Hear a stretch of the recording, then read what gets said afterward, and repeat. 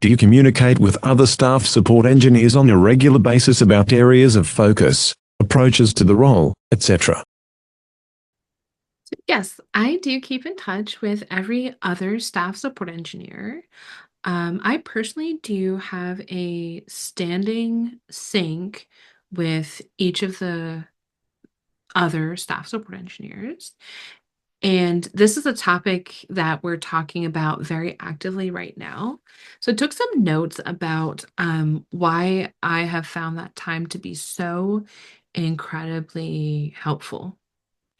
I find my fellow staff support engineers to be fantastic sounding boards. So, very often the conversation looks like one of us saying, "Hey, I'm thinking about solving this problem. Here's why I think this problem is worth solving. And here's how I'm thinking about solving the problem." And we can talk through the extent to which we agree and offer feedback. And it's fantastic perspective. I have also seen where um, it's not just me and the person in the room that benefits from that conversation.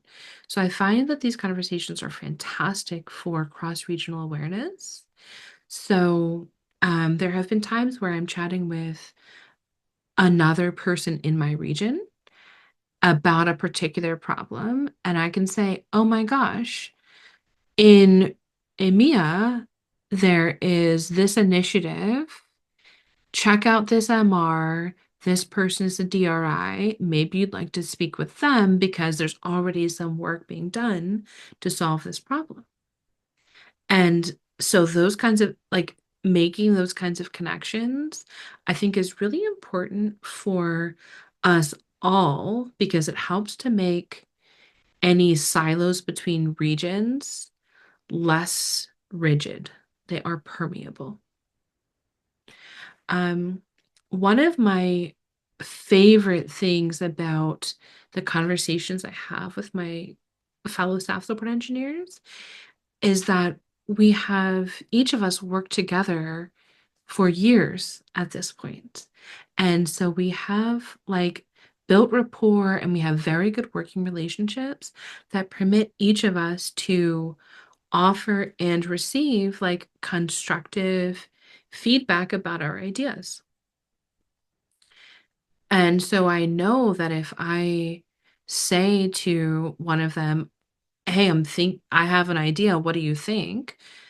If I'm missing something or not taking something into account appropriately, they'll tell me that they disagree and why, and I can walk away from that conversation with additional perspective. I can walk away from that conversation with a stronger proposal.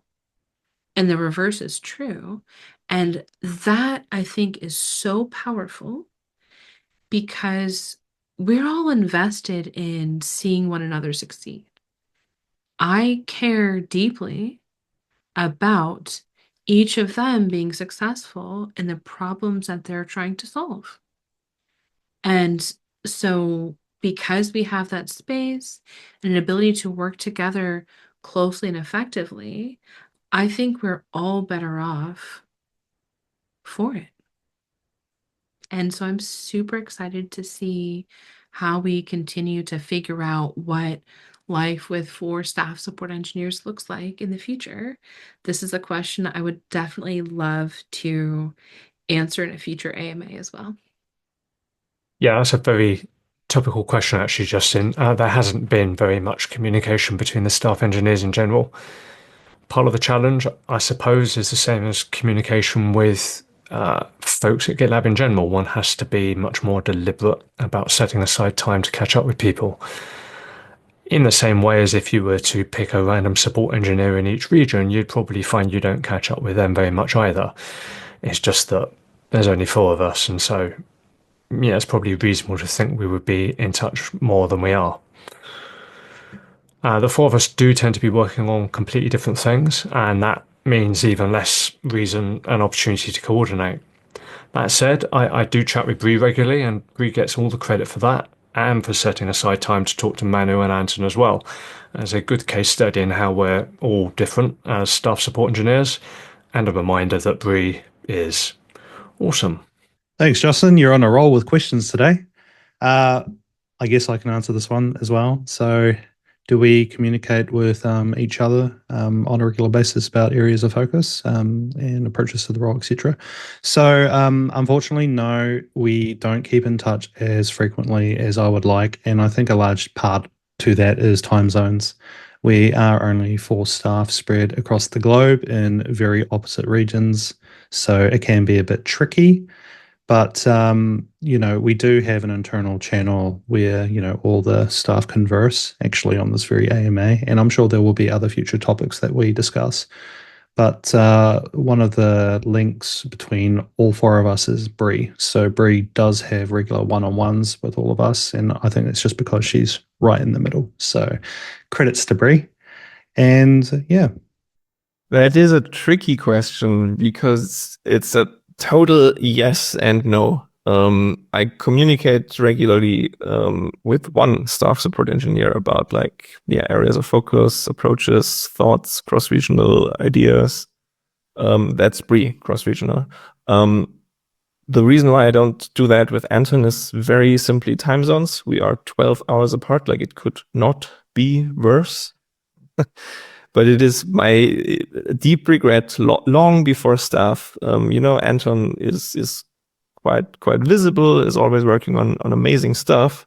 And I've always been like, God, I wish we could do pairings sometimes. And it's just so hard to find that time. I don't even mind having meetings sometimes in my evening hours or something. I don't have family that I need to account for in that sense, so it's easier for me to do that. But it's still hard to make time when you are constantly working at 100%, maybe 110%. We really give it our all, right? And so scheduling something on top, that can be tricky. And I think kind of the same reasoning goes for why I had not set up anything with Ben. We had a coffee chat after the promotion. He very quickly scheduled that to provide guidance, which grateful for. But I think we both just have so much on our plates that we didn't really think to add anything else, because it's honestly adding a new weekly meeting. That's a lot. That's pretty expensive. And we don't need it, right? Not saying we don't want it, not saying we wouldn't benefit from it, but we don't need it. It's not mission critical. And I think as a staff SE, you tend to, you have to cut down on the things that aren't mission critical. So that's why it didn't really happen with Ben. I did already have the weekly meeting with Brie set up. We set that up in my first 6 months here. I think Brie is the reason I am here, so that meeting just made sense. I'm not going to retell that whole story. If you don't know that yet, I can link to the video where we talked about that at length. So Brie and I already had that. We call it the same level because we're at the same job, right? And we had that continued happening. And after we both got promoted to staff, obviously that was the place where we talk a lot about, how does this work in your region? What do you think about this idea? Which is super, super valuable. And honestly, it's even more valuable because Brie, being time zone wise between all of us, basically, Brie has a meeting with everyone else on the staff SE team. And so we are in a 7 degrees of Kevin Bacon sense, we are connected, but we definitely want to change that. I've already set up something. Ben has already set up something. Don't want to take this credit, but we do have a recurring meeting now. I'm working with Anton on finding a time slot, maybe just once a month. Then I really don't, as I said, really don't mind if it's my 9 p.m. or something for a coffee chat. That's fine, because I do want to actually talk more to them. Dirty little secret. These kinds of things are on my mind. I think a lot about everything. I think way too much about everything. And so I was aware that Ben and I didn't have that set up, and was almost worried, oh, I hope he doesn't think I don't like him. Like, because it's not like I was avoiding it or anything. It's just it wasn't a conscious decision to not have a pairing. There just wasn't a conscious decision to have a pairing, right? And that's, I think, a challenge, not just at the staff level, for all of us who are very busy, is to make time for certain things, and not just get stuck in what you're already used to.